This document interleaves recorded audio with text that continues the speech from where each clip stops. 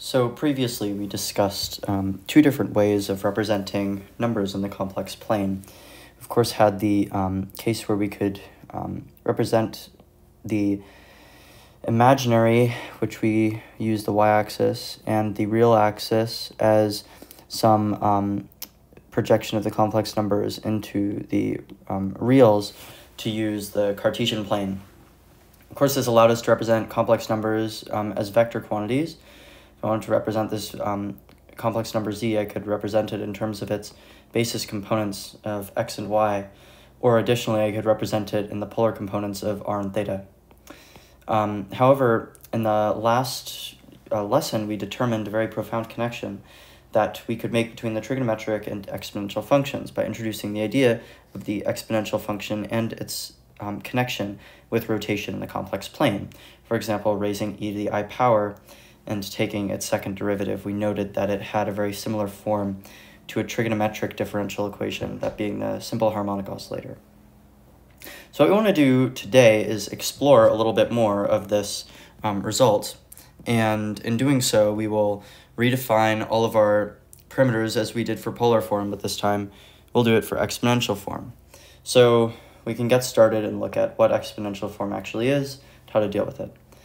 So this follows directly from the idea of the Euler identity that we discovered. So here are some extra results. From the definition, z equals x plus iy, we could represent z as r cis theta, or z equals r e to the I theta.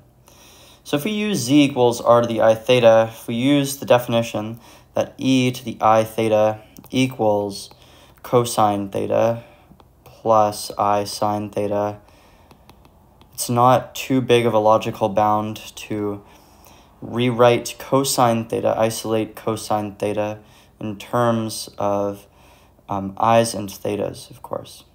So we can do that fairly easily with some simple algebra. Okay, now additionally we can do the same with sine theta. So cosine theta equals e to the I theta plus e to the negative I theta over 2. Sine theta equals e to the I theta minus e to the negative I theta over 2i. So these are some redefinitions of the trigonometric functions that we can look into. You can do that for all the other functions, other trigonometric functions, as long as you can divide them and find the secant, tangent, cotangent, cosecant, whatever you like.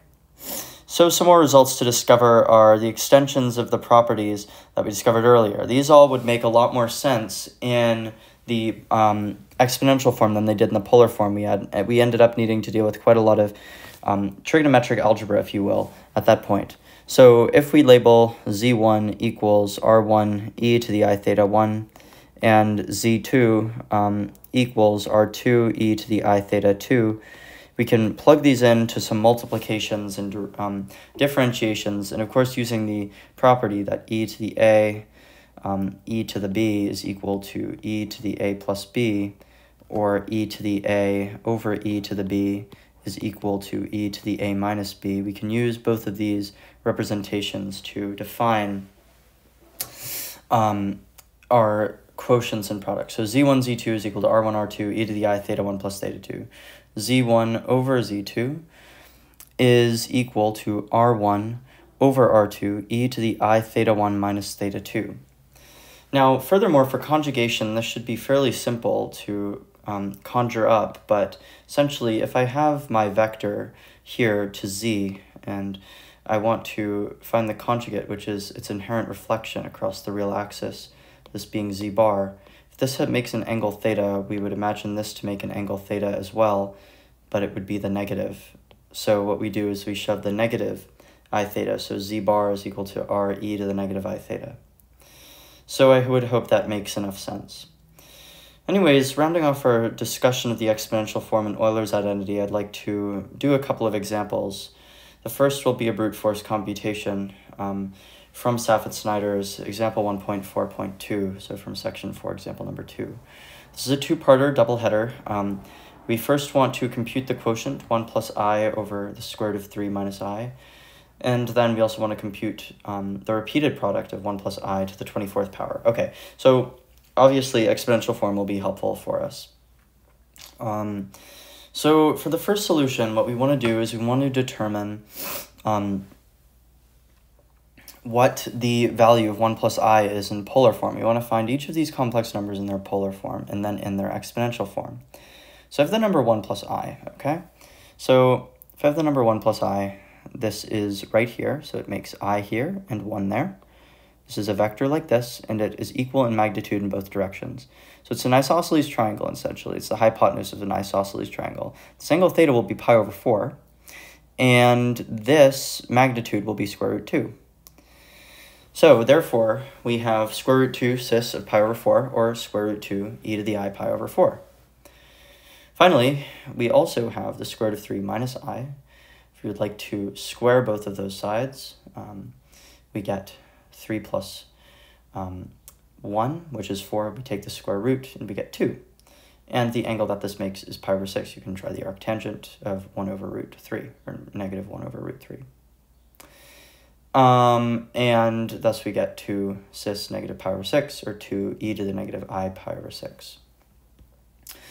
Plugging this into the quotient, obviously we divide the moduli, and then we subtract the values.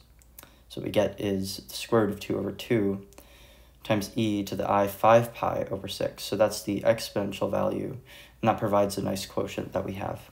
Okay? Furthermore, for the next solution, we have 1 plus I, and we write this into polar form. So this is still the square root of 2 e to the I pi over 4. We want to raise it to the 24th power. Okay, so what's the deal here? So we need to take the square root of 2 and raise it to the 24th power. That's 2 to the 12th power. Let's have e to the I pi over 4. If we want to raise that to the 24th power, we get 2 to the 12th times e to the I 6 pi.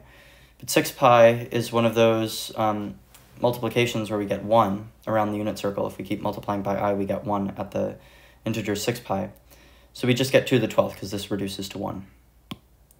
Okay, so that's the solution for that one. Finally, I'd like to cover de Moivre's formula. I'm not sure if this is something you've covered in a pre-cal class, but if you have, you'll be able to revisit it, and we'll use it for a nice proof today. This is example 1.1.4. We want to use de Moivre's formula to express cosine of 3 theta in terms of sine and cosine. So we have an expression for cosine of theta, but we want the argument to be 1. Now what de Moivre's formula allows us to do is it allows us to relate powers of Euler's formula to integer multiples of theta in the argument. So we can use this directly and look at the cosine of n theta and set n equal to 3. So we get that this is obviously the real part of cosine theta plus I sine of theta to the 3rd power. So if we expand this using the binomial coefficients, excuse me, we get the real part of cosine cubed of theta plus 3 cosine squared theta I sine theta plus 3 cosine theta negative sine squared theta minus I sine cubed of theta. Okay, so I would hope this makes a fair amount of sense. Anyways, what we can do is continue to simplify. And of course, this negative sine theta here comes from the fact that we're squaring the I, and that's negative 1. If we take the real part of this anyways, this part's obviously going to be multiplied by I, so that dies. And then we also have this part here, which also will die. And we get, I don't believe there should be a 3 there, we get cosine cubed of theta minus 3 cosine theta sine squared theta. So that's our solution for this one. So thanks for watching today's video. In the next video, we want to talk about the roots of unity, and that will be a fairly important topic, fairly fundamental to complex analysis, and then be able to move on to planar sets before moving into the more calculus theory-based aspects of the course. Thanks for watching.